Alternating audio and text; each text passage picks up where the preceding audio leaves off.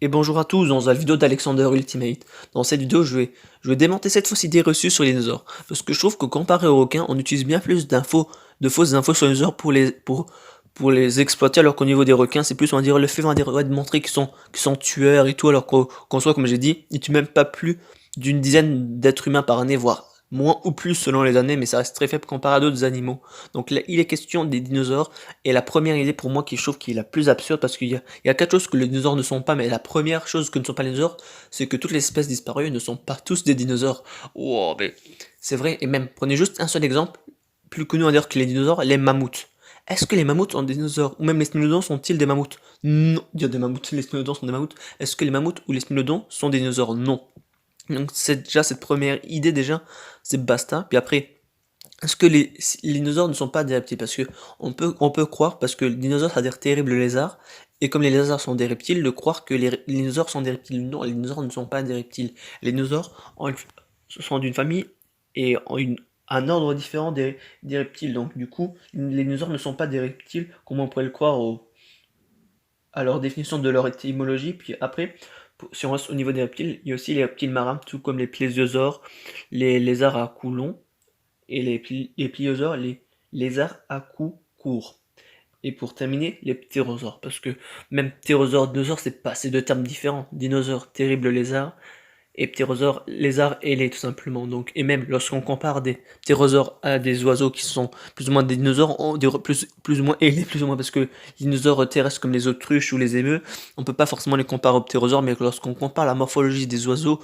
et des ptérosaures, on voit largement une différence au niveau de leurs ailes et au niveau de leurs doigts allongés. Donc on peut pas dire que les dinosaures sont des ptérosaures. De toute façon c'est une autre lignée de toute façon. Après, ouais, il y a aussi le cas de Jurassic Park. Parce qu'il y a des gens des fois qui prennent des choses acquises de Jurassic Park pour les parler d'un point de vue scientifique, mais il y a plein de choses dans Jurassic Park qui peuvent être correctes, mais aussi pas mal de choses qui sont pas bien traitées, comme par exemple la taille des vélociraptors par exemple. Je pense que, en général, c'est toujours les personnes qui se connaissent au niveau des plus ou moins pas comme moi, mais il y a des gens, on va dire, quand ils regardent le film, sans forcément se connaître, ils vont croire que les Vélociraptors du premier film de Jurassic Park de 93 jusqu'à Jurassic World 2 qui est sorti il y a 2 ans jusqu'à en 2018, que les Vélociraptors font la taille là, alors que non, pas du tout. Les Vélociraptors font 2 mètres de long pour 60 cm de hauteur. Les Dromaeosauridés qui doivent être utilisés pour le film, ça serait plutôt des Trodons, des Deinonychus ou des Utahraptors. Dromaeosauridés, en fait, c'est la famille des vélociraptors. Donc du coup, voilà pour vous dire la chose, parce que je vais pas plus utiliser de termes plus compliqués que celui-là dans cette vidéo, mais vous voyez ce que je veux dire, c'est qu'au final, ils ont fait une super grande image des vélociraptors, et même si vous êtes un peu, pas scientifique, mais si vous suivez un petit peu l'actualité paléontologique et archéologique, vous savez que là, un des combats les plus connus au niveau des dinosaures, c'est un vélociraptor contre un protocératops. Deux petites espèces de dromaeosauridés et de cératopsiens. Le Protoceratops, je crois, fait même pas plus de 2 mètres de long, comme le Vélociraptor tout simplement. Et de toute façon, cette photo, elle est. Dire cette photo, ce convoi, il est connu de toute façon. Et même pour rester dans un autre jeu, mais après, le mosasaure, il y a moins besoin d'en parler au niveau du mosasaure, parce que le mosasaure, ça se voit directement que la taille est démesurée. Il fait presque le double de sa taille normale. Sa taille normale, elle est entre 15 et 20 mètres, mais là, ils ont un petit peu abusé au niveau de Jurassic World. Le premier, lorsqu'il mange le requin, on voit que presque sa gueule fait peut-être entre 2 et 3 mètres, et au niveau du 2, lorsqu'il mange l'humain, on a l'impression qu'il peut encore caler encore 2 ou 3 autres êtres humains dans sa gueule, donc sa gueule pourrait être entre 5 et 7 mètres de long, alors qu'en temps normal, c'est pas du tout ça, ils ont démesuré la taille du mosasaure. Puis après, il y a d'autres choses qui sont par accord au niveau de Jurassic Park et des dinosaures tout court, mais moi, c'est plus ou moins sur la taille, on va dire, que je voulais m'attendrir aujourd'hui, mais de toute façon, je pourrais vous laisser une vidéo d'un youtubeur, si j'en trouve une, on va dire, qui dit tous les points que Jurassic Park est différent de l'archéologie, parce que il y a beaucoup, comme j'ai dit, beaucoup de choses qui sont bien et d'autres choses pas très bonnes par rapport au niveau de la taille des vélociraptors c'est plus ou moins un mensonge parce qu'ils pourraient mettre d'autres espèces, mais vélociraptor c'est bien plus connu que Utahraptor, Trodon ou Deinonychus, même si maintenant il y a un peu plus de gens qui connaissent le Trodon que les autres espèces que je viens de dire à l'instant. Maintenant, comme j'ai parlé aussi du Trodon, parce qu'en fait lui, dire c'est un des dinosaures les plus intelligents, et la troisième fausse idée, c'est que les dinosaures les plus, pas les plus petits, mais les dinosaures qui ont des petits cerveaux, sont pas du tout intelligents. J'ai envie de dire, c'est peut-être largement faux. Qui te dit que le fait d'avoir un cerveau plus grand te rend plus intelligent? C'est en fait, c'est comment la façon d'utiliser ton cerveau. Après, je me connais pas forcément plus au niveau de ça, mais les paléontologues, certes, ils peuvent voir, dire avec, je sais même pas si c'est les paléontologues ou les archéologues qui permettent, on va dire, de mettre un scanner au niveau de du crâne des dinosaures, mais la taille ne veut pas forcément tout dire. T'as, tu dois avoir des, je sais plus particulièrement, mais tu dois avoir des neurones particulières pour savoir comment il fonctionne et même en soi, il dépasse pas forcément la taille, on va dire, d'un ballon de foot en général, les cerveaux des dinosaures. Il y a seulement que celui il y a seulement que celui du cachalot à l'heure actuelle qui a un grand cerveau qui est plus grand que d'un ballon de foot, mais en soi, la taille des cerveaux ne veut pas forcément tout dire. Tu peux peut-être avoir un cerveau, un grand cerveau et ne pas réfléchir, et à l'inverse, avoir un petit cerveau et bien réfléchir, et même, par exemple, le cerveau d'un stégosaure, il est pas plus grand que celui d'une noix, même celui du troodon, il doit être pas plus grand, mais il doit avoir des capacités bien spécifiques le trodon pour réfléchir et donc du coup voilà dire cette partie je la maîtrise un petit peu moins que les autres mais c'est plus ou moins pour dire que la taille d'un membre dire qu'une partie du corps ne veut pas forcément tout dire. C'est même aussi la même chose au niveau des bras des tyrannosaures à l'heure actuelle. Ils n'ont pas trouvé on va dire de réelle utilité au niveau des petits bras des tyrannosaures et même des autres théropodes carnivores qui ont leurs deux petits bras mais ça se trouve ils vont peut-être trouver une utilité ou c'est peut-être vraiment quelque chose qui leur est peut-être quasiment inutile, mais ça, on ne sait pas parce que la science évolue toujours et on apprend des choses tous les jours. Donc du coup maintenant je vais parler, on va dire que les dinosaures sont pas forcément, ils n'ont pas régné en maître. Parce que dire certes, ils ont principalement vécu du Trias il y a 245 millions d'années jusqu'au Crétacé il y a 65 millions d'années, mais il n'y a pas que les dinosaures qui ont vécu sur Terre. Tout à l'heure, pardon, excusez-moi, lors de ma dernière vidéo, j'ai parlé du Deinosuchus et du Sarcosuchus. Il n'y a pas que les crocodiles ici qui ont vécu, il y a des serpents, il y a tout type d'espèces qui ont vécu, il y a aussi nos ancêtres, les premiers mammifères qui n'étaient pas plus grands que les rats actuels.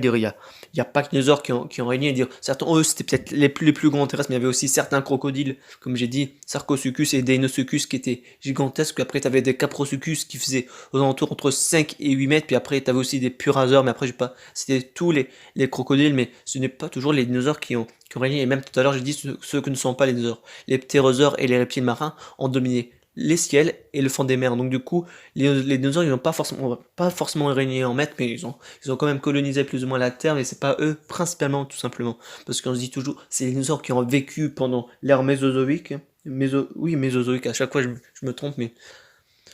ce n'est pas eux qui régnaient principalement, même si ils étaient présents, mais ce n'est pas toujours, ce n'est pas qu'à 100% les dinosaures. T'avais quand même une part des dinosaures, une part d'oiseaux, de ptérosaures,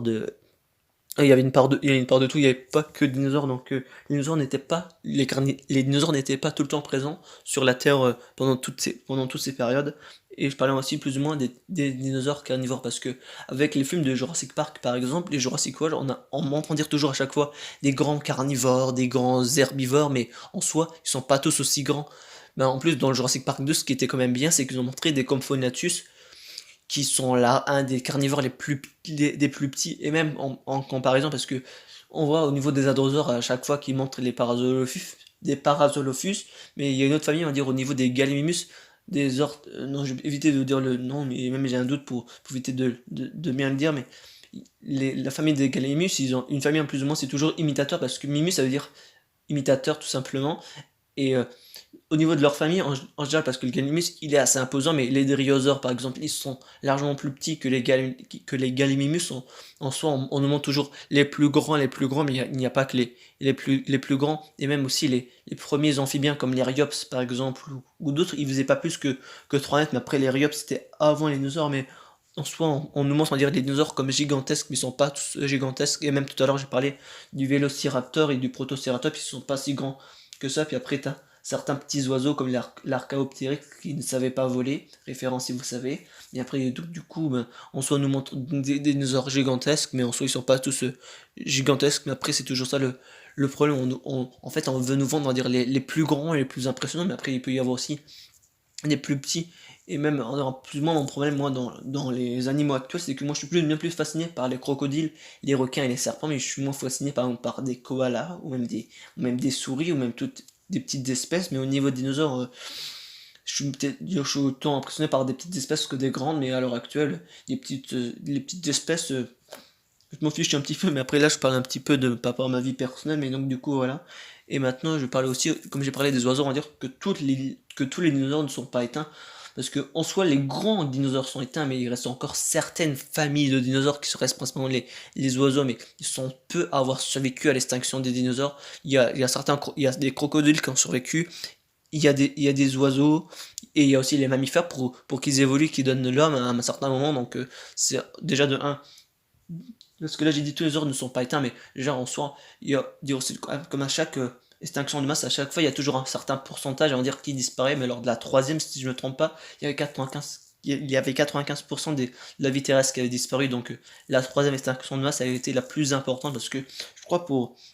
la dernière qu'il y a eu, je crois qu'il y avait seulement 80% des espèces qui ont disparu, si je me souviens bien des chiffres, mais après,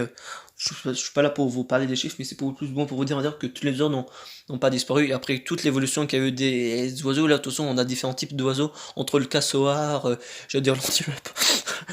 avec l'autruche, les meules, l'albatros, les vautours, et même oui, je veux dire les pigeons. Après, les perroquets et tout, il y a une grande diversité. C'est comme pour toutes, il y a une certaine, il y a une évolution tout simplement. Et dans tous les cas, on peut pas forcément dire que tous les dinosaures se sont éteints tout simplement, vu qu'il y a quand même une certaine branche des dinosaures qui sont survécus, même si c'est moins impressionnant qu'un certain T-Rex ou même euh, qu'un spinosaure par exemple. Puis après, en restant plus ou moins sur l'extinction des dinosaures il y a 65 millions d'années, principalement c'est la météorite de 10 km de long qui s'est écrasée au niveau de l'Amérique, mais avant ça, il dirait déjà depuis un certain temps, ben, je dis ça parce que moi au début, quand je regardais les premiers documentaires au niveau de 2000, de 2005 jusqu'à 2012, principalement ils disaient que c'était la météorite qui avait tout éteint, puis après depuis 2012, ils parlent, on va dire qu'il y avait déjà des volcans ou même des gaz, on va dire qui revenaient au niveau des volcans, qui auraient déjà préparé déjà les dinosaures à s'éteindre, et que le coup final c'était la météorite, donc du coup il n'y a pas que la météorite, il y avait déjà la Terre déjà préparait déjà plus ou moins à avoir sa cinquième extinction de masse, puis après la météorite a tout, j'allais dire tout bazardé, mais c'est ça, a tout défoncé, même si comme j'ai dit, tous les dinosaures ne sont pas éteints, puis après il y a certains. Après ça, je vais revenir dans la vidéo spéciale des crocodiles, mais les crocodiles, je trouve, on va dire qu'ils sont largement impressionnants. Ils peuvent se retenir de manger pendant un an s'ils ont de quoi manger. Donc du coup, ils ont pu réussir à survivre à différentes extinctions de masse. Et même parmi les premiers crocodiles non, je me laisse exprimer. Les requins, oh, putain, les requins. Les crocodiles qui ont vécu depuis le plus longtemps, il y a certains crocodiles, donc certains caïmans qui sont là depuis 200 millions d'années, donc ça montre, on va dire plus ou moins qu'ils arrivent à survivre malgré les différentes extinctions de masse, et c'est pour ça moi que je trouve depuis tout petit que les crocodiles sont impressionnants, autant pour moi je trouve que c'est une pression sans dire d'être aussi impressionnant, parce que moi je suis toujours impressionné par, comme j'ai dit tout à l'heure, par les grandes espèces actuelles, et aussi quand je commençais à regarder les premiers documentaires au niveau des dinosaures et de voir les crocodiles, même si c'était pas forcément ressemblant, je trouvais que bon, forcément on va dire que ça faisait de toute façon les crocodiles on les soigne déjà, la plupart du temps on est déjà les dinosaures modernes, mais vous voyez ce que je veux dire. Après là je m'étale un petit peu trop, mais donc du coup voilà, cette vidéo est terminée, donc c'est la dernière vidéo de 2020, donc du coup je vous souhaite une bonne, pas une bonne année, vu que oui, déjà de toute façon le réveillon est déjà, Noël est déjà passé, donc j'espère que vous avez passé un bon Noël. Je vous souhaite un bon réveillon, on se dit rendez-vous dans le prochain discutons, et on se dit à la prochaine dans une nouvelle vidéo tournée en voix off en 2021, donc sur ce, à la prochaine dans une nouvelle vidéo d'Alexander Ultimate. Sur ce, ciao.